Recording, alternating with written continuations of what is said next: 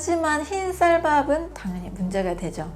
암 환자에게는 특히나 더 치명적일 수 있습니다. 그래서 흰 쌀밥을 먹는다는 것은 암세포에게 모기를 주는 거나 다시 같다고 보시면 됩니다. 그러면 흰 쌀밥 대신에 무엇으로 대체를 해야 될까요? 많은 분들이 이미 이렇게 드실 것 같아요. 암 환자 흰쌀밥 먹어도 괜찮을까요? 한국인의 밥상에서 주인공은 바로 밥이죠. 아침, 점심, 저녁, 삼시세끼를 모두 밥으로 드십니다. 흰 쌀밥에 반찬 몇 가지만 해도 한 끼 식사가 또 만들어지죠. 밥심이 있을 정도로 우리나라의 식문화에서는 밥이 굉장히 중요합니다. 하지만 흰 쌀밥은 당연히 문제가 되죠.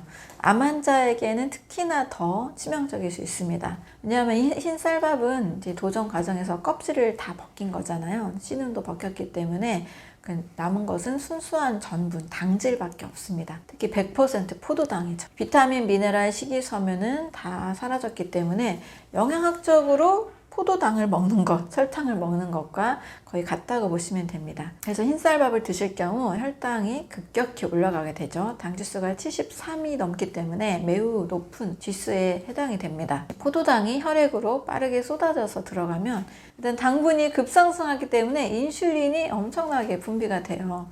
인슐린은 혈당을 낮추는 호르몬이면서 세포의 성장을 촉진시키는 호르몬이기도 합니다. 정상세포뿐만이 아니라 암세포도 같이 자라게 만들기 때문에 문제가 되죠. 더 심각한 거는 이 암세포가 특히 당을 좋아한다는 겁니다. 암세포는 정상세포에 비해서 10배 이상 많은 당을 소비합니다. 펫 검사 있죠? 바로 이 펫 검사가 이 원리를 이용한 거죠. 방사선 동위원소가 붙은 당을 주입을 해서 당을 많이 먹는 부위를 바로 찾아내는 겁니다. 거기가 바로 이제 암세포가 있는 부위가 되는 거죠. 그래서 흰 쌀밥을 먹는다는 것은 암세포에게 모기를 주는 거나 다시 같다고 보시면 됩니다. 그래서 암 환자분들에게 밥 잘 드세요 하시면서 흰쌀밥을 권하는 것은 사실은 모순이 되는 거죠. 그렇게 하면 안 되겠죠. 체력을 위해서라고 하지만 암세포도 같이 에너지를 공급받고 자라게 하게 만듭니다. 그러면 흰쌀밥 대신에 무엇으로 대체를 해야 될까요? 많은 분들이 이미 이렇게 드실 것 같아요.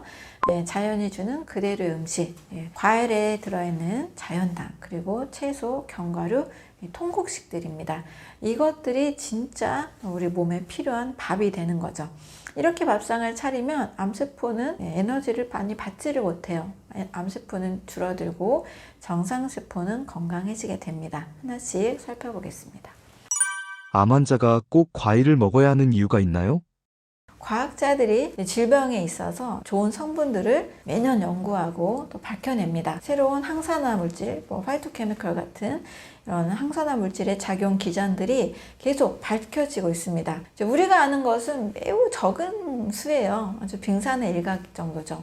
과일 속에는 아직도 이름을 부여받지 못한 수천 가지, 수만 가지 물질들이 들어있다고 볼 수 있습니다. 예를 들면 사과를 한번 볼게요. 우리는 사과에 비타민 C다, 퀘르세틴, 펙틴, 유기산 이런 것들이 들어있다는 걸 알고 있죠.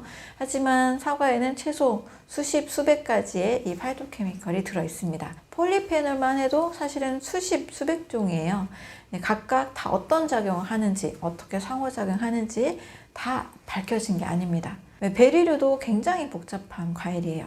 블루베리에는 무려 15가지 이상의 안토시아닌이 들어있습니다. 이러한 각 안토시아닌은 조금씩 다른 구조를 가지고 있기 때문에 다른 효과도 만들어내요. 어떤 거는 뇌 건강에, 어떤 건 눈 건강, 어떤 거는 혈관 건강에 더 특화가 되어 있습니다. 근데 이것들이 함께 작용할 때의 시너지는 아직 다 완전히 이해된 건 아닌 게 되겠죠. 또 감귤류의 플라보노이드도 마찬가지예요. 오렌지에만 해도 60종 이상의 플라보노이드가 들어있습니다. 헤스페리딘, 나린게닌, 탄게레틴, 노빌레틴 여러 이름도 굉장히 생소하죠. 이런 여러 영양소들이 각자의 역할들을 해줍니다. 최근 연구에서 감귤류의 노빌레틴이 알츠하이머 예방에 효과가 있었다는 것이 밝혀졌어요.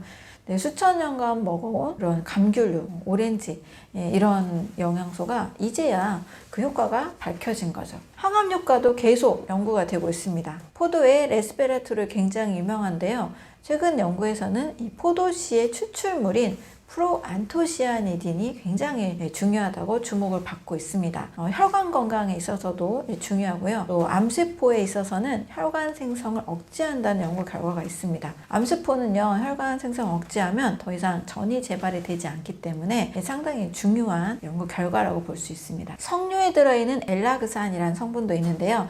이 성분의 경우는 유방암세포에 특히 효과적입니다. 암세포의 증식을 막아주고 자살을 유도합니다. 또 전이 재발을 막는 효과가 있습니다. 체리에는 페릴이라는 성분이 있는데요. 이것은 간암세포에 작용해줍니다. 아보카도에 들어있는 아보카틴 B라는 성분은요, 백혈병의 이 줄기세포를 선택적으로 공격해주는 역할을 합니다. 백혈병 이 세포들은 항암제로 죽이잖아요. 그런데 이 줄기세포는 사실 계속 살아남아서 재발이 됩니다. 재발의 원인 중에 아주 좀 무서운 게 종양 줄기세포라고 할 수 있죠. 근데 이 아보카도의 아보카틴 B라는 성분은 이 줄기세포를 억제하는 효과가 있습니다. 이 과일의 항산화 효과도 굉장히 복잡하고 단순하지 않습니다. 특히 우리는 이제 ORAC, 오락이라는 것으로 이 항산화 능력을 측정하기도 해요. 실험실 수준이긴 한데요. 실제로 우리 몸에서는 훨씬 더 복잡한 항산화 효과가 일어난다고 볼 수 있습니다. 특히 과일의 항산화 물질들은 단독으로 작용하지 않고요. 서로 협력하고 재생시키고 또 그 효과를 굉장히 증폭시켜 줍니다. 예를 들면 아까도 말씀드렸지만 비타민 C는 비타민 E를 재생시켜줘요. 비타민 E가 활성산소를 제거하면 자신도 이 산화가 됩니다. 그래서 비타민 C가 산화된 비타민 E를 다시 환원시켜서 재활용해주게 되는 거죠. 또 플라보노이드는 비타민 C의 흡수를 높여주고 작용 시간을 길게 늘려줍니다. 카로티노이드는 서로 다른 종류의 활성산소를 제거해줍니다. 이렇게 복잡한 네트워크 항산화 시스템이 있거든요. 우리가 알고 있는 거는 아주 일부, 빙산의 일각이라고 볼 수 있습니다. 과일에는 또 우리가 영양소라고 생각하지 않았던 또 다른 물질들이 있습니다. 과일의 색소나 향기 성분, 쓴맛, 이런 성분들이 모두 생리활성 물질입니다. 리모넨이라는 성분은 향기 성분이에요. 하지만 동시에 간의 해독 효소를 활성화시켜주고 암을 예방해주기도 합니다. 자몽의 쓴맛 성분 있잖아요. 나린진이라는 건데요. 이것은 약물 대사에 영향을 미칩니다. 또 장내 미생물도 이런 물질들을 대사해서 또 다른 새로운 물질들을 다 만들어내는데 이게 과학적으로, 화학적으로, 영양적으로 다 밝혀지지 않았다는 거죠. 결국 과일의 이 건강 효과는요, 하나의 성분이 하나로 작용한다 이렇게 단순하게 설명할 수 없습니다.